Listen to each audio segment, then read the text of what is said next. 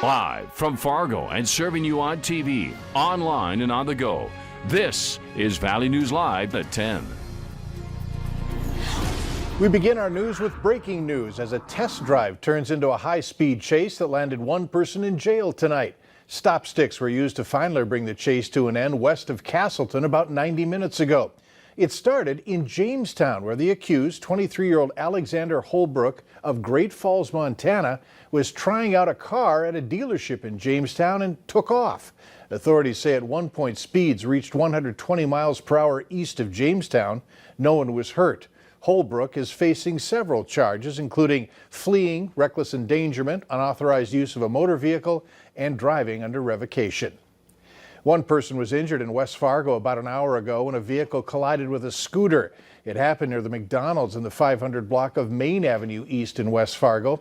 Rescue crews found a car had turned off of Main, hitting a person on what police are calling a motorized scooter. The driver of the scooter was taken to the hospital with injuries. The extent of those injuries are unknown.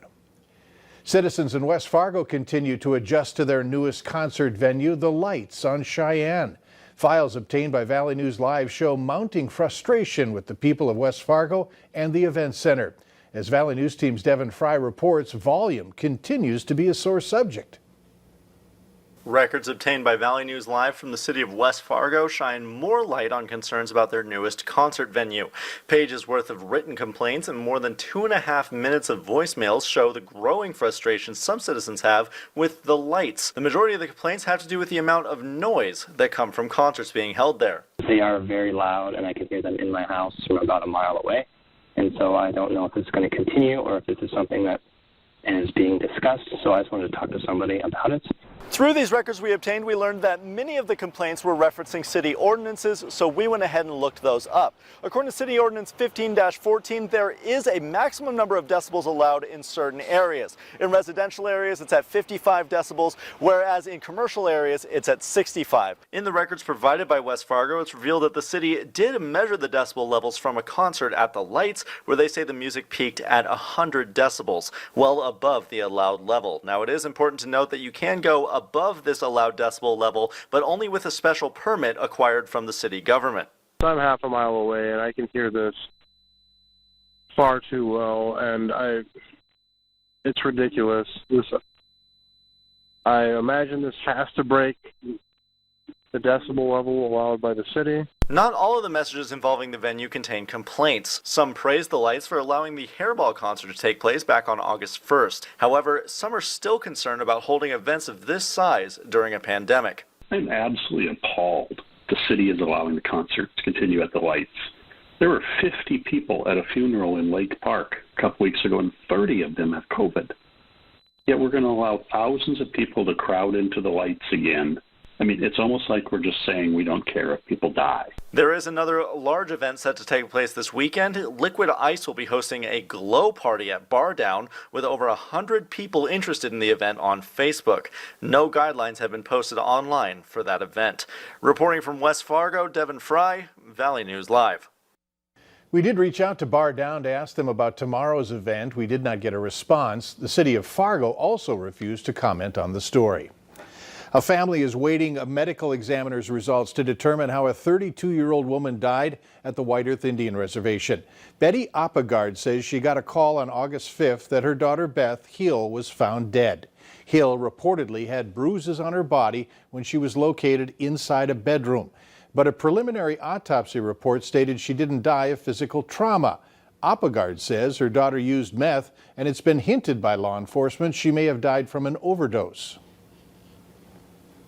I don't know if I'm emotionally ready to accept accept what they're going to say, or if it's going to say what I think it's going to say. The Minnesota Bureau of Criminal Apprehension and the White Earth Tribal Police are investigating. Cleanup is less than 4 weeks away, and the city of West Fargo wants residents to get ready. It's scheduled for Monday, September 14th through Friday, September 18th. Before then, West Fargo is urging people to start hauling appliances to the transfer station free of charge for disposal. From August 31st through September 11th, residents are asked to start putting large items and extra garbage curbside on Garbage Day. Items should be placed curbside at 4 p.m. the day before garbage collection. Cleanup usually happens in early May, but was moved to September due to the pandemic.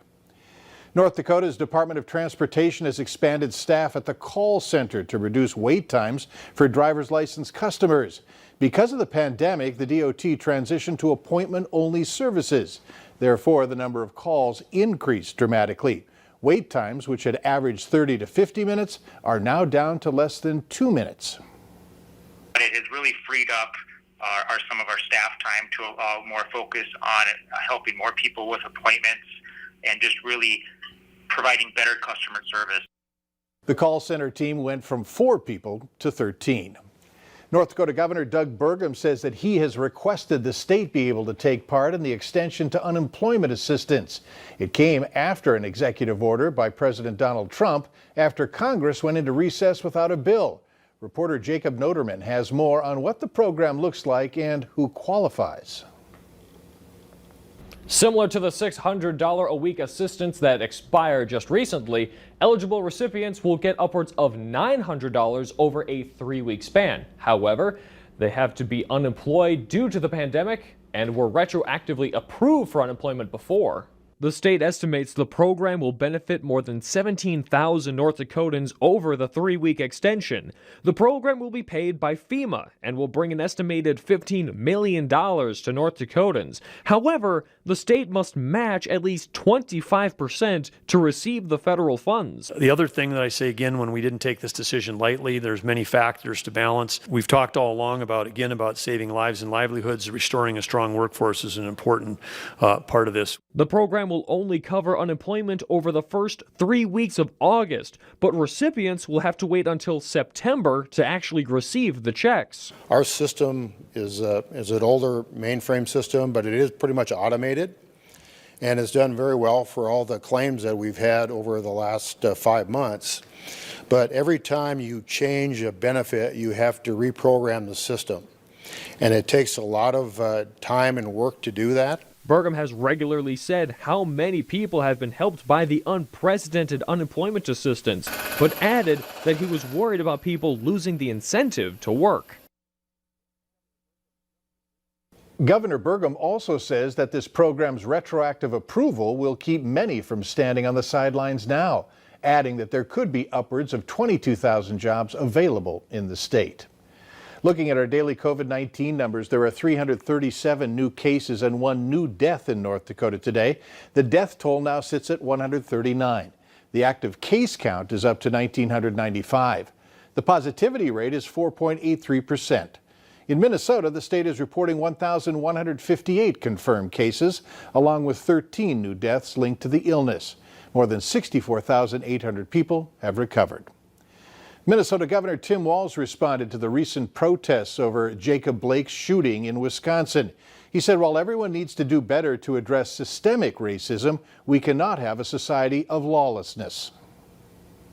It is absolutely possible to hold the idea that we need to do better on systemic racism. We need to do better on the issues that have led to issues like Jacob Blake and George Floyd. But we can also say we can't live in a society where lawless, reckless behavior puts businesses and people at risk. Governor Walz declared a peacetime state of emergency in Minneapolis late Wednesday night. And speaking of Minneapolis, that city is again under a curfew at this hour and will be until 6 tomorrow morning. Mayor Jacob Fry condemned the destruction of property that occurred last night. The unrest started after untrue rumors about a police shooting began circulating on social media. According to police, officers were approaching a homicide suspect who was standing in front of a building on Nicollet Mall. Surveillance video shows the suspect appears to pull out a gun and shoot himself. What transpired yesterday does not bring us closer to safety. It does not bring us closer to advancing racial justice in the way that we all want. Fire crews responded to 4 fires during last night's unrest. Police had to make 50 arrests overnight. This has been a big night for President Donald Trump. Tonight he accepted the Republican Party's nomination for another term. The president was critical of the messages at the Democratic National Convention last week. He called out their message of America being dark and pointed to his successes while in office. The president also made promises to improve the economy and the workforce. In a new term as president, we will again build the greatest economy in history, quickly returning to full employment, soaring incomes, and record prosperity. President Trump will hit the road tomorrow with a campaign event in New Hampshire. The president and Democratic nominee Joe Biden are scheduled for their first debate September 29th.